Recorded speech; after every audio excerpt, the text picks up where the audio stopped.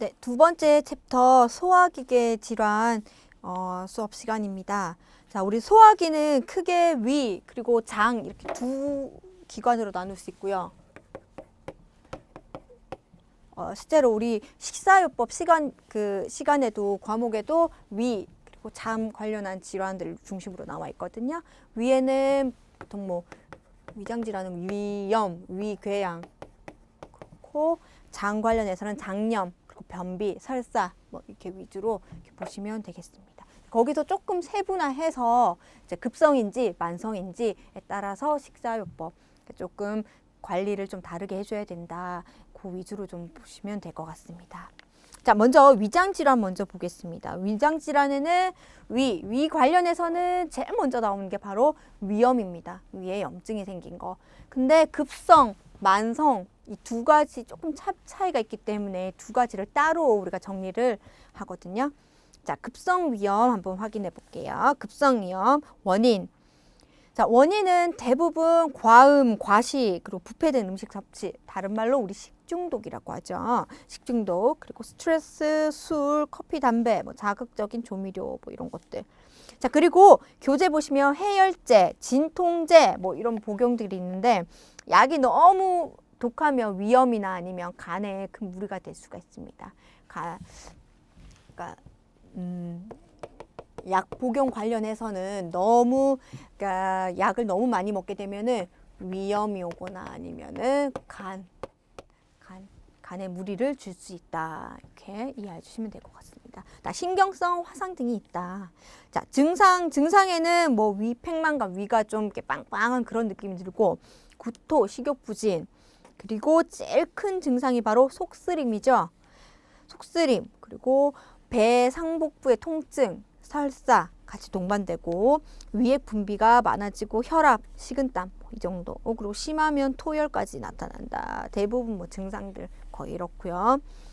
자, 식사요법 한번 확인해 보겠습니다. 자, 식사요법 제일 중요한 거는 위염은 너무 통증이 심하기 때문에 통증 완화와 관련된 그러니까 뭐 조직 재생을 위한 그런 영양소를 공급해준다 이렇게 보시면 됩니다. 급성 위염에서는 자, 위 점막의 염증을 자극하지 않고 통증 완화와 염증 조직 재생을 목표로 한다. 자, 절대 자극적인 건 빼야 되고요. 부드럽게 우리가 조직 재생을 위해서 충분한 영양소를 공급한다 이렇게 보시면 돼요. 위점막을 자극하거나 위산 분비를 증가시키는 식품을 피하고 물리적, 화학적 자극도 피한다. 자, 하루 이틀 절식한 후에 맑은 유동식으로 수분과 전해질을 공급하고 호전되면 영양소 기준에 따라서 유동식, 연식, 회복식으로 점심 병인식을 한다. 자, 우리 그 병인식 우리 종류를 봤을 때 맨 밑에가 맑은 유동식부터 뭐 죽식, 그다음에 진밥, 그다음에 일반 밥으로 이렇게 쭉 올라갈수록 회복 단계라고 했죠. 자, 그렇게 제공한다. 자, 다음 리을 보실게요. 리을 탄산음료, 알코올, 향신료 이것들은 다 주면 안 되는 것들입니다. 나쁜 것들. 자, 탄산음료, 알코올, 향신료, 날고기, 구운 고기, 붉은 살 생선. 자, 날고기 뭐 염증 있을 때 날고기 괜히 먹었다가 탈날 수 있으니까. 그리고 구운 고기는 너무 많이 섭취하면 또 발암물질 생성되고. 그리고 일반적으로 고기 종류는 위체류 시간이 길어요. 일반적으로 뭐 고기 종류랑 그리고 뭐 붉은살 생선, 흰살 생선에 비해서 위 체류 시간이 길다고 보시면 됩니다. 자, 그 다음에 고기 스프, 고섬유소는 피한다. 자, 그 외에는 나머지는 우리가 위염, 그러니까 조직 재생, 뭐 상처 회복을 위해서 뭐 다른 건 제한하지 않고 이렇게 조금 자극적이고 위 체류 시간이 긴 것들 이런 것들만 조금 조심하면 되겠다 이렇게 보시면 되겠죠. 자, 그다음에 만성위염은 보통은 급성이 조금 치료가 안 되고 쭉 만성화되면 만성위염으로 오는데 원인 한번 확인해 보겠습니다. 헬리코박터균 감염된 거, 그다음에 생활 습관, 과음, 과식, 뭐 급성 위염이 지속되거든. 그리고 장기간 약 복용. 자, 약 굉장히 안 좋습니다. 약 복용 오래 하면 안 좋습니다. 그다음에 위산 과다 그리고 위산 감소가 있다. 자, 만성 위염의 원인에 자, 이거 되게 중요하니까 위산 과다 시 그리고 위산 감소 시 중요한 것들 이렇게 좀 체크를 좀 할게요. 자, 위산 너무 많아도 위험이 오고 너무 적어도 위험이 온다 이렇게 생각하시면 될게요. 자, 그다음에 증상은 크게 두 가지로 생각하시면 됩니다. 자, 맨 먼저 체중 감소, 건강이 너무 안 좋으면 체중 감소 그리고 빈혈, 픽픽 쓰러지는 거. 자, 이 두 가지 위주로 증상 한번 교재 한번 확인해 보겠습니다. 식욕부진, 상복부 팽만감, 설태, 구취, 변비, 권태감, 빈혈, 체중 감소 등이 있다. 자, 급성 위염이랑은 조금 다르죠. 급성 위염은 아주 통증이 심하고 상복부 통증도 심하고 설사, 뭐 구토 이런 것들이 더 심한 반면에 만성 위염은 조금 체중 감소 그리고 빈혈 이렇게 온다. 그 다음에 무산성 위염 특징 및 식사요법 그리고 과산성 위염 특징 및 식사요법. 자, 우리가 위산이 너무 많아도 문제가 되고 위산이 너무 적어도 위험이 온다고 그랬습니다. 자, 이거에 따라서 자, 위산이 감소되는 경우는 무산성 위염. 그다음에 위산이 과다되는 경우는 과산성 위염이라고 보고요. 자, 무산성 위염의 제일 중요한 것들은 그 위산이 분비가 되지 않기 때문에 위산 무액 분비를 촉진하기 위한 위산 분비를 촉진하기 위한 치료식을 제공해야 되겠죠. 그 다음에 과산성 위염은 반대로 위산을 중화시킬 수 있는 제산제 처방이 치료 방법이 되겠습니다. 자, 이건 또 반대로 억제해야 되니까. 자, 무산성 위염의 특징 및 식사요법 한번 교재 내용 같이 한번 확인해 보겠습니다. 단백질 당질의 소화 장애. 왜냐하면 펩신이 단백질 소화하는 효소 펩신이 위산에서 분비되는데 그것 소화 효소 작용이 안 되고 살균 작용도 안 된다. 그다음에 식욕부진, 팽만감, 그다음 빈혈 등이 나타나고 식욕 증진시킬 수 있는 거 초장, 유자차, 레몬, 귤차 이렇게 상큼한 종류들, 상큼한 차들. 확실히 상큼한 것들이 식욕을 증진시킬 수 있죠. 그 다음에 위액 분비를 촉진시키는 것들. 자, 위액 분비 촉진시키는 식품들을 한번 확인해 보겠습니다. 육즙, 콩소메. 콩소메는 우리 양식에서 그 가끔 나오는데, 그러니까 육수라고 보시면 됩니다. 멸치 국물, 토마토 주스, 요구르트 등등. 자, 철이 많은 식품을 공급한다. 철 많은 거, 뭐 다 그 동물의 간, 그 다음에 뭐 채소류. 철분 많이 공급한다. 왜냐하면 위산 분비가 감소하게 되면 철분 흡수가 어렵게 됩니다. 그래서 위산 분비가 감소되면 철분 공급이 어려워지니까 무산성 위염인 경우에는 철분 공급을 조금 더 신경 써서 많이 해줘야 된다. 이렇게 생각하시면 되겠습니다. 자, 반대로 과산성 위염은 위산이 분비가 너무 과하게 분비되는 경우도 보통 이제 학생들, 뭐 수험생들, 뭐 스트레스 이런 것 때문에 많이 걸리는 그런 병이거든요. 자, 청장년기에 주로 나타나며 점막 조직이 생긴 염증이 위점막을 자극하여 위산 분비 과다로 이어진다. 굉장히 속쓰림이 심하고 소화성 궤양과 유사한 증상을 나타냅니다. 다 자극적 음식 섭취가 원인이 되겠고. 자, 그렇기 때문에 위산이 너무 많으니까 중화할 수 있는 제산제를 공급해야 하겠죠. 그 다음에 무자극성 식이를 한다. 그 다음에 위산 분비 억제제를 공급하고. 자, 우리 무산성에서 많이 공급해야 됐던 위산 분비를 촉진하는 고깃국, 그리고 멸치 육수, 콩소메 이런 육즙 이런 것들을 오히려 여기서는 반대로 제한해야 되겠죠.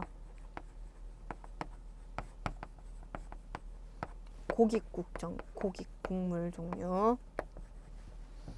자, 육즙, 산미가 강한 것, 자극이 강한 조미료, 커피, 술, 탄산음료 등을 제한한다. 자, 반대로 보시면 됩니다. 전분, 저섬유, 곡류, 흰살 생선, 삶은 고기, 익힌 채소, 두부 등을 제공한다. 자, 흰살 생선 종류는 좋습니다. 자, 붉은 살은 이제 위에서 이제 체류 시간이 너무 기니까 위에 부담이 되고 안 좋다. 아까 말씀을 드렸고요.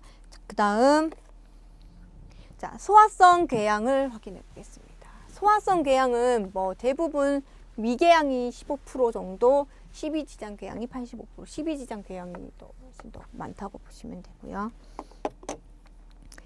자, 소화성 궤양의 원인은 첫 번째는 그 위에 그러니까 염산, 펩신 과다 분비돼서 생기는 궤양입니다. 그런 다음 가스트릭 히스타민 생성이 증가되고 또 위험의 원인이 되는 균 헬리코박터 파이로리 그리고 뭐 나머지 폭음, 폭식, 과로, 스트레스 뭐 이런 것들 그 다음 증상 속쓰림과 통증 그 다음에 구토, 빈혈, 출혈 뭐 이런 그러니까 대체적으로 우리가 뭐 소화성 궤양 그리고 뭐 위염 종류들의 지금 증상을 보시면 뭐 속쓰림, 통증 이런 것들은 거의 다 비슷하고 여기서 이제 만성 위염에서 이제 빈혈, 체중 감소 이거 좀 위주로 좀 보시면 되겠습니다. 자, 식사요법에 있어서는 소화성 궤양에 있어서 식사요법 제일 중요한 거는 소량씩 자주 공급해야 되는 것들. 자, 1일 5회에서 6회 식사한다. 그러니까 한 번 먹을 분량 둘 나눠서 6번 나눠서 준다 이렇게 보시면 되고요. 위험의 식사요법에 준할 시기를 하고 궤양 치료를 위해서 고단백, 철분, 비타민C를 섭취한다. 자, 궤양 어차피 조직이 이렇게 상처가 났기 때문에 조직 재생을 위해서는 고단백식을 해야 된다. 그리고 철분, 비타민C 많이 섭취한다. 그 외에는 위염과 거의 비슷하다. 그래서 소화성 궤양이 뭐 보통 위염이랑 보통 이렇게 같이 나오는 경우가 많습니다. 자, 강한 자극성 식품은 피한다. 유화된 지방은 적당량 섭취한다. 자, 지방 일반 지방이 아니라 유화 지방.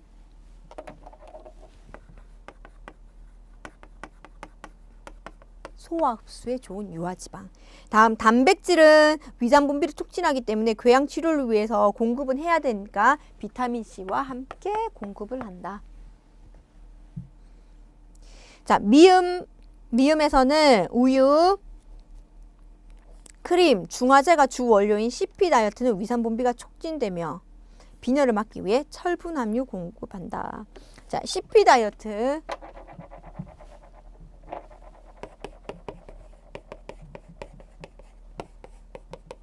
CP 다이어트는 이건 오래 공급하는 그 식단 방법은 아니고요.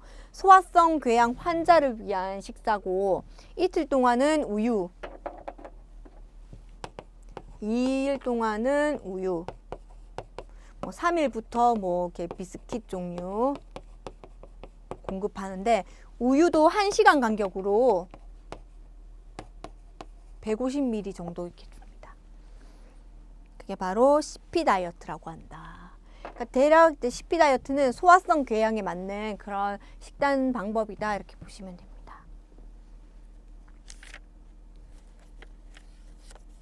그리고 지난 시간에 덤핑 증후군 지난 시간에 잠깐 언급했었는데 덤핑 증후군 덤핑이 대량으로 방출된다 그랬죠. 그러니까 음식물이 위를 거치지 않고 소장으로 바로 내려가는 경우. 왜? 위 절제술을 하거나 아니면 위에 뭐 문제가 있어가지고 위를 거치지 않고 바로 소장으로 덤핑, 그러니까 바로 대량으로 방출된다. 그게 바로 덤핑 증후군이라고 한다. 이거는 보통 위 절제술을 하고 난 후에 합병증이라고 그렇게 보시면 됩니다. 자, 원인 위암, 위궤양으로 위 절제술을 맡으며 수술을 받으면 나타나는 증상이다 나오죠. 자, 증상 조기, 후기 이렇게 나눠서 보시면 되고요. 조기는 식사 중 또는 식후 뭐 15분 사이에 발생되며 혈류량 감소, 오한, 복통, 구토, 설사 등이 일어난다. 그리고 플러스로 혈류량이 감소하고 심장 박출량이 감소한다. 이 두 가지는 추가로 조금 필기를 해둘게요. 혈류량이 감소하고 심장 박출량이 감소한다. 자, 위 내용물이 급속히 배출되고 순환 혈액량이 감소하고 혈당이 상승된다. 자, 조기 증후군에서는 혈당이 올라가는 고혈당이 나타난다. 자, 후기에는 식사 2시간이나 3시간 후에, 그러니까 후기 조금 진 시간이 지난 후에 저혈당이 오고 인슐린 쇼크가 올 수 있습니다. 자, 경련, 오한, 창백, 무력감 등이 왔고, 그리고 인슐린 분비가 너무 많으면 인슐린 쇼크가 와서 인슐린 쇼크가 오히려 당뇨병 합병증으로 굉장히 위험한 어떤 증상이라고 볼 수 있습니다. 그럴 때는 바로 단당류를 공급해야 되겠죠. 자, 덤핑 증후군은 우리 조기 증후군 그리고 조기 후기 이렇게 나눠가지고 시간별로 조기는 바로 오는 것 그리고 후기는 2시간 후에 오는 것 이렇게 나눠서 정리하고요. 자, 그래서 식사요법에 있어서 덤핑 증후군의 식사요법에 있어서 당연히 고단백 유화지방 저당질 소량씩 자주 공급한다. 소량씩 제일 중요한 게 소량씩 자주 공급하는 거. 너무 한꺼번에 확 내려가니까 조금씩 내려보내는 거. 그다음에 저혈색소성 빈혈이 유발되는 경우는 철분과 엽록소. 이제 빈혈을 예방하기 위해서 철분이랑 엽록소를 많이 섭취하는 것들. 그다음에 뭐 무자극적인 육류, 흰살 생선, 그리고 달걀, 두부, 푸딩, 크림치즈, 크림스프 등 자주 공급한다. 자, 흰살 생선은 우리 위 관련한 그 장애에 되게 자주 나오죠. 흰살 생선. 왜냐면 상대적으로 붉은살 생선에 비해서 위 부담이 적고 또 위 체류 시간이 짧기 때문에 되게 유익하다 이렇게 보시면 되겠습니다.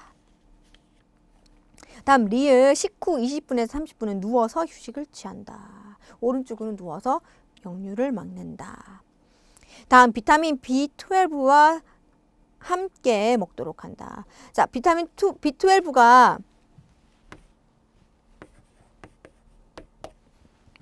이거는 위벽에서 흡수되는 영양소인데 이거 아무래도 위 절제술을 하고 나면 이 영양소의 흡수력이 떨어지기 때문에 빈혈 예방을 위해서 조금 공급을 해줘야 됩니다.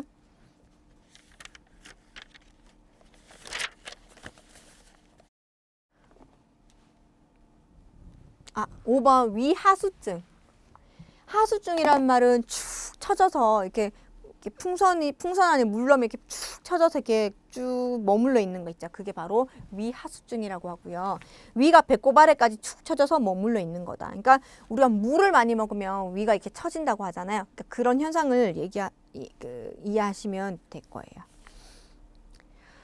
자, 위 내용물을 내려보는 힘이 약해서 소화력이 약해진 상태다. 다 소화에 문제가 생긴 거죠. 식사요법. 당연히 수분을 제한해야 되죠. 수분을 적게.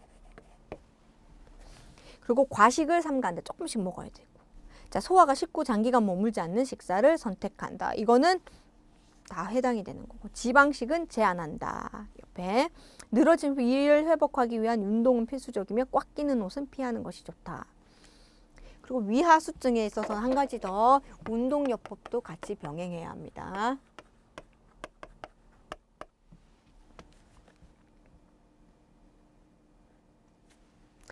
다음 역류성 식도염이 있고요. 역류성 식도염은 말 그대로 역류해서 음식물이 역류해서 식도에 염증을 일으킨다 이렇게 보시면 됩니다. 자, 일반적으로 이렇게 쭉 식도를 통해서 쭉 내려오고 우리가 위 머문 다음에 이렇게 소장 거치게 되잖아요. 그러면은 위와 우리 식도를 연결하는 이 근육에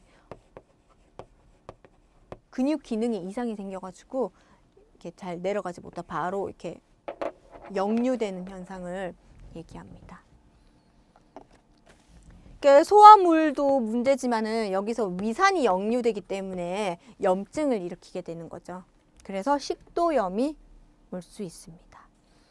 자, 역류성 식도염 우리 네모 박사의 정의 위의 내용물이나 위산이 식도로 역류해서 발생하는 식도염이다. 자, 원인 한번 확인해 볼게요. 위식도 경계 부위의 하부식도 관략근의 기능 약화. 하부식도의 관략근의 근육의 기능이 약화됐다.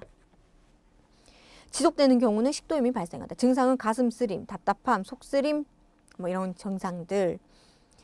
자, 식사요법을 한번 확인해 보겠습니다. 고지방, 초콜릿, 알코올, 당연히 절대 금지해야 되는 상황이고요. 또 산도가 높은 거 뭐 콜라나 아니면 뭐 이렇게 새콤한 주스 종류, 과일 주스도 피하는 것이 좋습니다.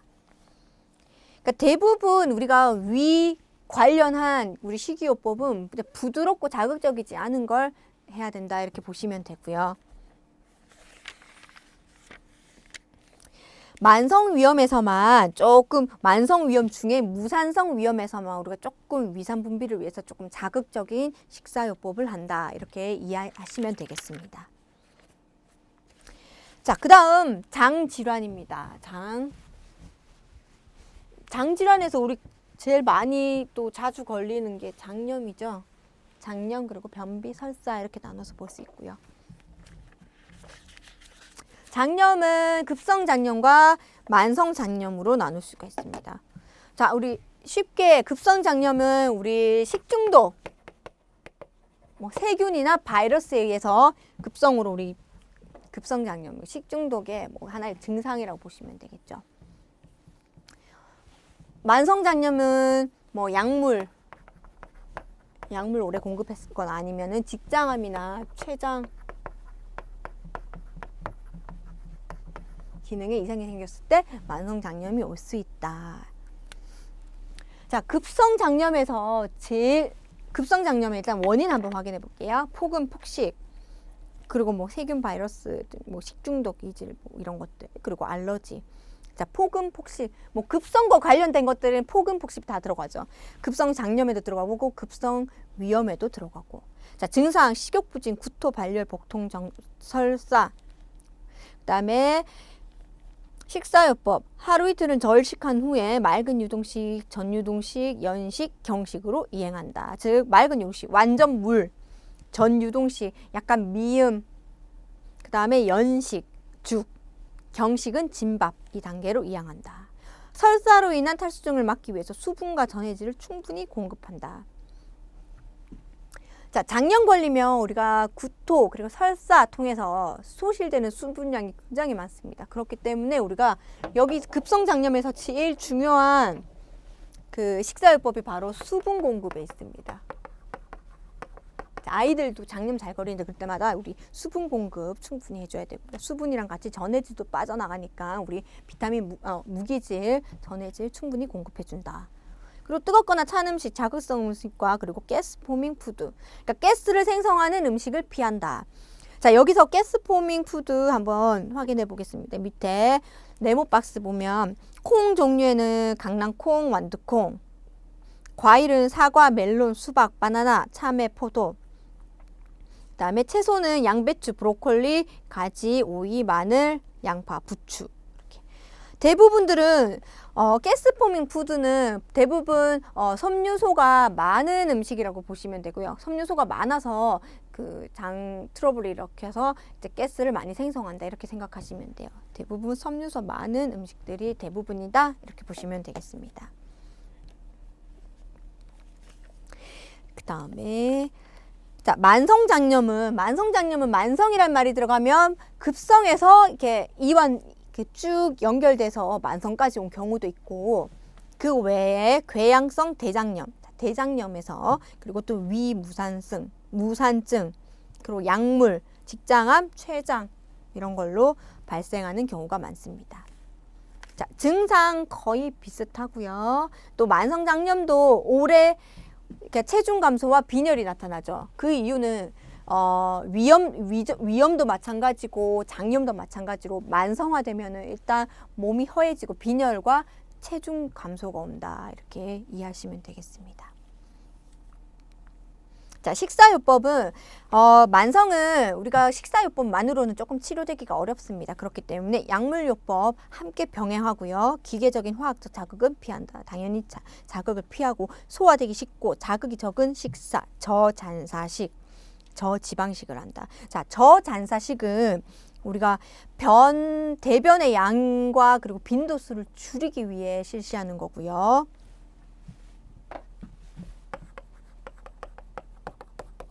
대변의 양과 빈도를 줄이기 위해 실시하는 어떤 그런 식이요법이고 장내 잔여물을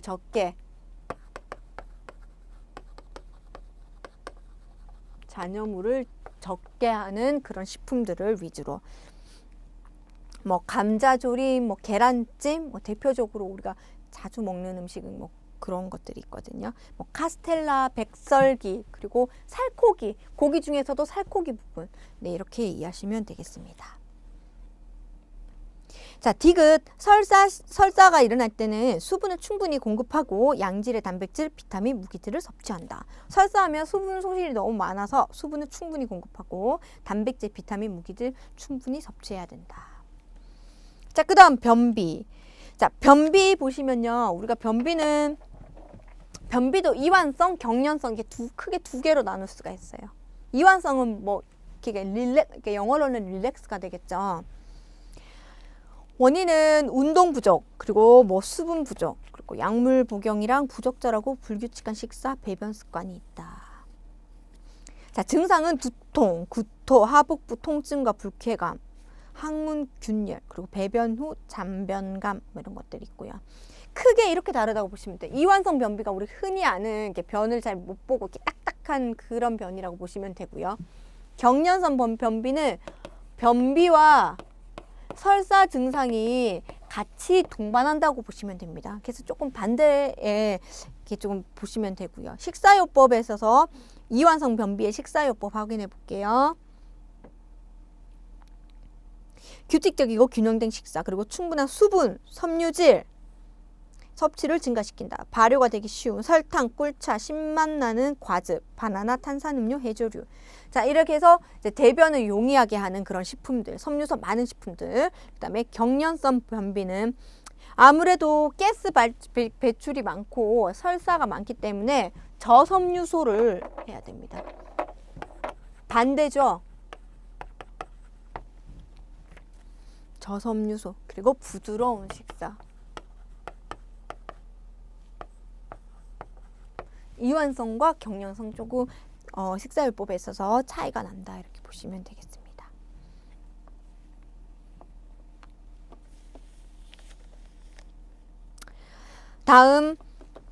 그 다음에 설사. 자, 설사도 급성과 만성으로 나눠서 볼 수가 있고요. 우리가 급성을 먼저 정리한 다음 만성으로 넘어가겠습니다. 자, 급성은 우리 흔히 감염성, 비감염성, 그리고 발효성, 부패성이 있습니다. 발효. 자, 발효는 우리가 탄수화물에 해당하는 어떤 그런 방법 중 하나고, 부패는 단백질이 오랜 시간 지나면 부패되는 거죠. 그렇게 보시면 되겠습니다. 자, 감염성은 살모넬라, 장염, 비브리오, 포도상 구균들이 있고, 비감염성은 감염성은 생물학적인 그런 요인이라고 보시면 되고요. 비감염성은 과식이나 약물, 중금속, 그리고 신경성 등이 있다. 자, 발효성 설사는 발효는 탄수화물이 그러니까 정상적인 제사 과정을 거치지 않으면 발효되는 거잖아요. 그죠? 발효성 설사는 탄수화물 흡수 장애. 그리고 부패는 단백질. 자, 증상은 식욕 감퇴, 탈수, 그리고 전해질 소실, 설사 다 수분 소실이 너무 많죠. 그렇기 때문에 중요한 건 식사요법에 있어서 심할 때는 절식한 다음 정맥 주사로 수분, 전해질, 포도당, 비타민들을 충분히 공급한다. 자, 유동식, 연식, 회복식, 일반식. 자, 우리 그때 정리했던 건 맨 밑에 유동식부터 연식, 죽식, 그 다음에 경식, 그 다음에 우리 일반식 이렇게 이행해서 저잔자식을 공급한다. 자극성, 고지방, 고섬유, 가스 형성 식품을 제한한다. 이런 것들이 다 설사에 좀 악영향을 주기 때문에 조금 비자극적인 거 위주로 제공한다. 이렇게 보시면 되겠습니다.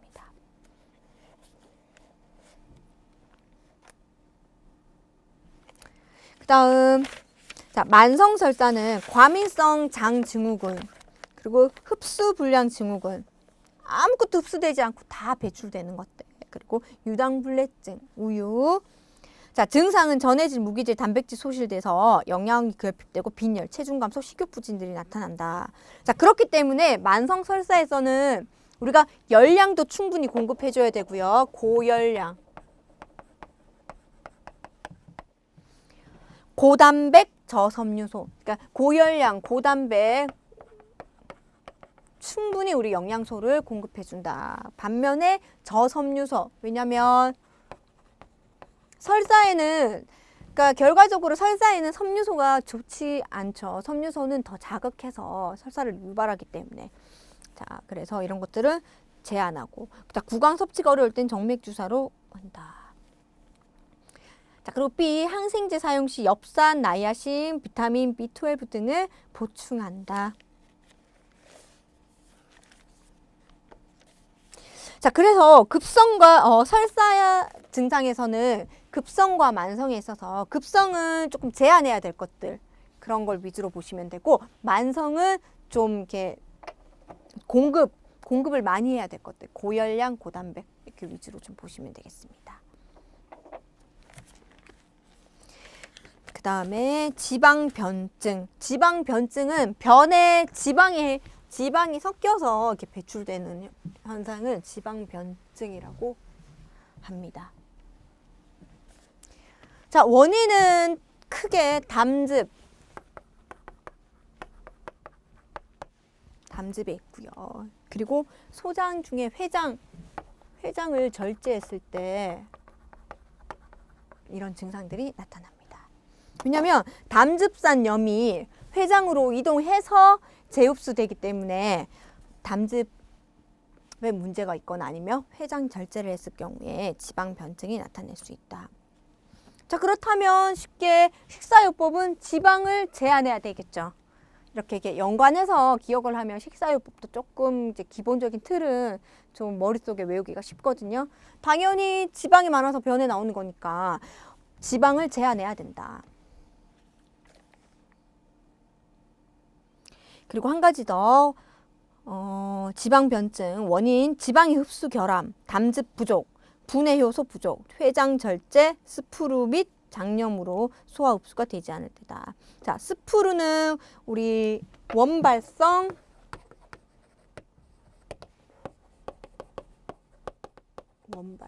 흡수 장애.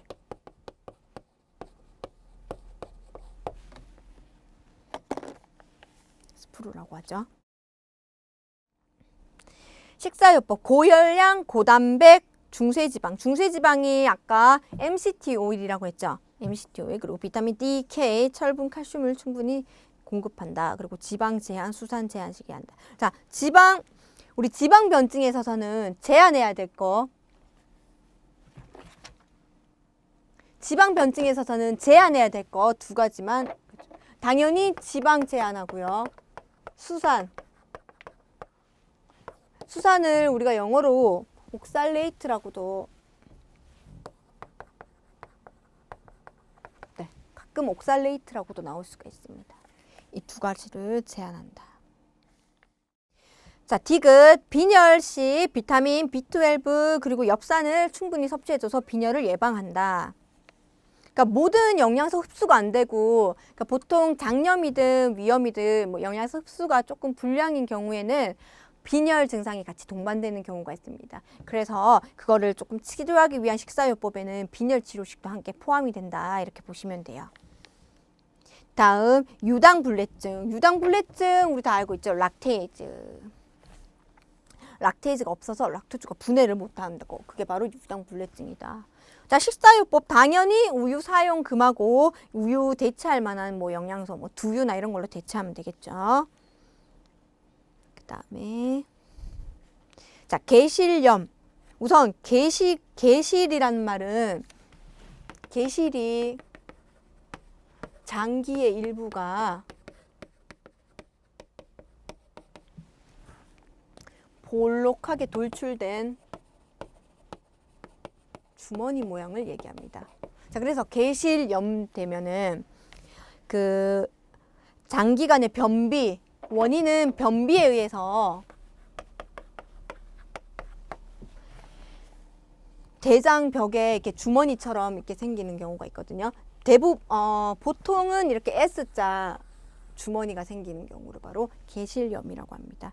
대장에 이렇게 변비가 심하면 개실염, 대장에 이렇게 돌출된 주머니가 생긴다. 그게 바로 개실염이다. S자 결장 또는 좌측 대장이 생기는데 모든 대장이 다 생길 수가 있고 50세 이상 연령층에 주로 발생한다. 그러니까 원인이 제일 중요하죠. 변비가 장기간 되면은 개실염이 올 수 있다. 자, 증상, 염증, 궤양, 천공 등의 증상으로 구토, 메스꺼움, 복통, 설사, 변비, 복부, 팽만을 일으킨다. 다음 식사요법. 여기서 제일 중요한 거는 바로 수분에 있습니다. 수분을 많이 공급한다. 그리고 고섬유질. 가만 보니까 원인이 변비에 있어서 그런지 변비와 동일하죠.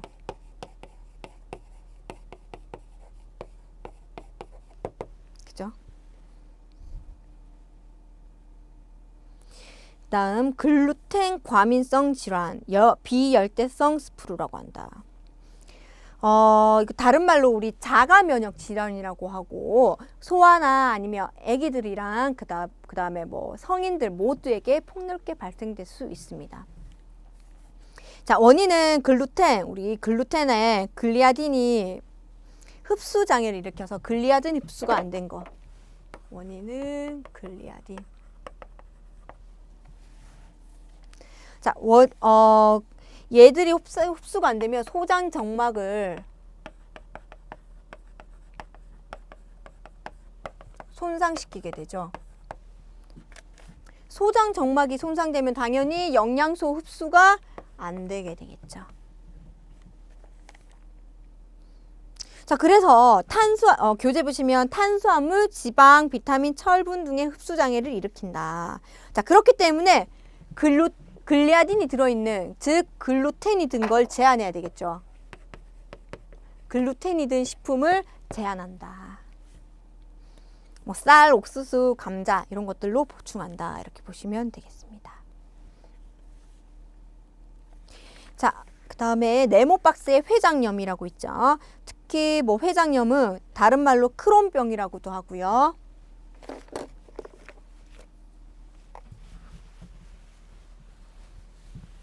크론병이라고 하고 이것도 통증이 굉장히 심한 병이라고 보시면 됩니다. 자, 입에서 항문까지 소화기관 전체에 걸쳐 발생할 수 있는 만성 염증성 장질환이다. 크론병을 우리가 그 회장염이라고 하는 이유가 뭐 대부분 뭐 소장에 염증 발생하는 경우가 많기 때문에 회장염이라고도 하거든요. 그러니까 뭐 입에서 항문까지 소화기관 전체 발생할 수 있는 걸 통틀어서 이제 그렇게 정의를 내렸고, 원인은 뭐 점막하 조직의 염증성 질환, 다 염증에서 비롯된 거죠.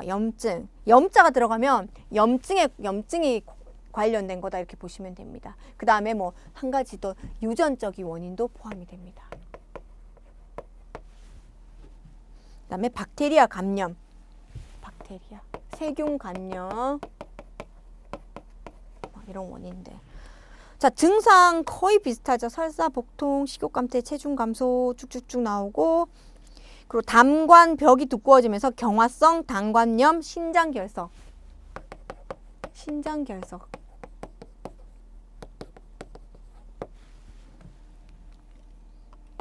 자, 그렇기 때문에 식사요법은 우리가 염자가 들어갔으면 염증을 치료하는 데 주 목적이 되는 거잖아요. 그렇기 때문에 염증을 치료하고 우리 조직 파괴를 최소화하는 그런 시기를 공급해야 된다. 급성기 동안에는 금식을 하고 열량과 단백질을 충분히 공급한다. 열량, 단백질 충분히. 지방도 충분히 공급하되, 지방변의 경우는 지방 섭취를 줄이고, 그 다음에 지방변의 증상이 없는 경우는 중쇄 중성 지방을 공급한다. MCT 오일을 충분히 공급해준다. 자, 지방이 많은 육식, 유제품, 향신료 이런 거 섭취 줄이고 자극유도물로 비타민, 무기질 충분히 공급하고, 자, 소화 잘 되는 육류, 생선, 밥, 죽 이렇게 공급한다. 이렇게 하시면 되겠습니다. 자, 그래서 회장염의 식사요법을 보면 과민성 대장 증후군과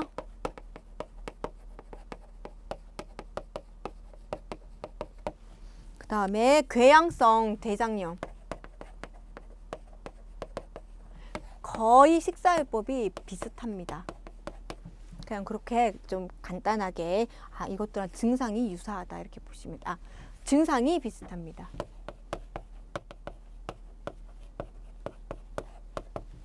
이렇게 보시면 되겠습니다.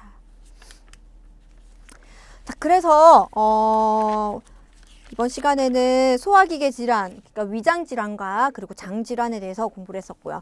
위장 질환, 급성 위염, 만성 위염, 반대되는 우리 식사요법 정리를 했었고요. 만성 위염에 있어서는 무산성 위염 그리고 과산성 위염, 이게 두 가지 상반되는 것 좀 정리를 했었습니다. 무산성 위염은 식욕을 위염이 분비가 되지 않기 때문에 오히려 위액 분비를 촉진을 위한 식욕을 촉진을 위한 그러니까 다소 자극적인 식품을 제공한다. 뭐 육즙, 콩소매, 뭐 고기 국물 이런 것들 그런 것들을 공급한다. 반면에 과산성 위염은 위염이 너무 많이 분비되니까 자극성이 적은 것들, 그러니까 육즙 이런 것들은 피하고 오히려 그리고 뭐 저섬유 그리고 자극성 없는 것들, 부드러운 것들 이렇게 공급한다. 소화성 궤양은 위궤양, 12제양 궤양이 85% 더 많이 차지한다. 소화성 궤양에서 가장 중요한 식사요법은 소량씩 자주 공급한다. 총 뭐 6회까지 식사를 공급한다. 이렇게 보시면 됩니다. 그리고 궤양이 들어가기 때문에 궤양 치료를 위해서 고단백식이. 다음 덤핑 증후군. 덤핑 증후군은 위절제술 때문에 생기는 현상이다. 그래서 조기 증후군, 후기 증후군, 조기 증후군 바로 고혈당이 나타나고 후기 증후군은 우리가 인슐린 분비가 많아지면 저혈당 그리고 저혈당 쇼크가 올 수가 있다. 자, 그렇기 때문에 식사요법 덤핑 증후군을 막기 위해서는 당연히 이것도 조금씩 소량씩 분비를 해야 되겠죠. 한꺼번에 많이 내려가면 많이 부담이 되기 때문에. 그리고 한 가지 빈혈을 예방하기 위해서 비타민 B12 위하수증은 축 늘어져서 머물러 있는 것. 그다음에 식사요법, 위하수증에 있어서 식사요법은 한 가지, 수분이 적은 식품을 제공한다. 그리고 과식을 방지한다. 이 정도. 자, 그다음에 장질환은 급성과 만성으로 나눠져 있었고요. 급성, 그다음에 급성 폭은 폭식의 원인으로. 자, 만성은 만성과 급성에 있어서 식사요법의 차이가 좀 있었죠. 오히려 급성 장염은 자극성 식품과 가스포밍 푸드를 피하고 만성은 수분을 충분히 섭취하고 설사 증상이 있기 때문에 저잔사식 그리고 저지방식 이렇게 위주로 공급한다. 자, 변비는 이완성, 경련성 두 개 상반됐었죠. 이완성은 운동 부족으로 수섬유질 많이 섭취해야지. 우리가 흔히 알고 있는 그런 변이 딱딱해져서 안 나오는 경우 그런 이완성 변비. 그러니까 섬유질 그리고 수분, 섬유질만 먹으면 안 되고요. 수분도 같이 섭취를 해야 되고요. 반드시. 그런 것들을 많이 공급하고. 경련성 변비는 오히려 그것들을 더 피하고. 반대로 설사도 급성 설사에 있어서는 발효성 그리고 부패성이 있었고요. 부패성은 단백질, 그러니까 발효성은 탄수화물. 다 탄수화물에 있어서 탄수화물은 발효, 단백질은 부패 이렇게 보시면 되겠습니다. 그다음에 지방변증에서는 우리가 지방을 제한하고 그리고 한 가지 더 옥살레이트도 같이 제한한다. 유당불내증, 개실염, 대장벽에 생기는 주머니다. 그래서 장기간 변비가 발생하면 올 수 있는 질병이다. 자, 글루텐 과민성 질환은 글루텐 제한해야 되고요. 그리고 크론병은 우리 보통 소장염정 발생이 많기 때문에 회장염이라고도 부르기도 하는데 소화기관 전체 발생할 수 있는 만성염증성 장질환. 네, 여기까지 정리했습니다. 네, 고생 많으셨고요. 다음 시간에 뵙겠습니다.